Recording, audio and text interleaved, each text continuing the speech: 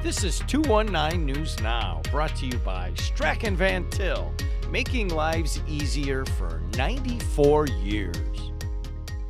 I'm Andrew Garcia, and this is your 219 News Now. Linnell Jenkins has been identified as the man shot to death Wednesday during a dispute at the local Ameriplex at the Port Industrial Park, according to the Porter County Coroner's Office. The suspect, Lupe McGee Jr., was taken into custody Wednesday without incident.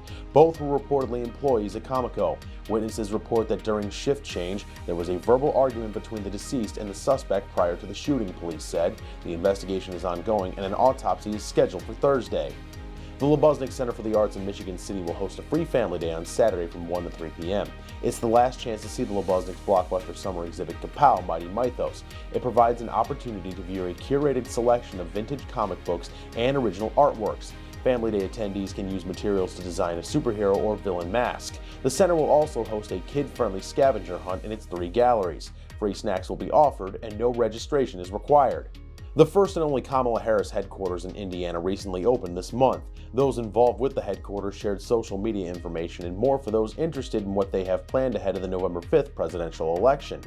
We have a website that is nwi-kamalaharris.org, and then we also have a Facebook group and a Facebook page, and it's NWI for Kamala Harris and Tim Walz. And between those two outlets, we're able to kind of disseminate information. We have all kinds of fun events planned for the upcoming next couple weeks.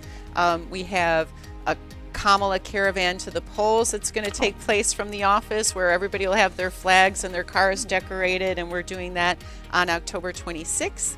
And we're going to have a Women's March in Wicker Park on November 2nd, so stay tuned.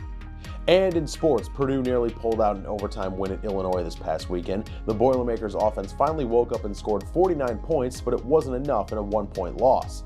As the voice of Purdue, Tim Newton, says, though, seeing life in the offense can certainly be a jumping-off point for the team as it looks to turn things around.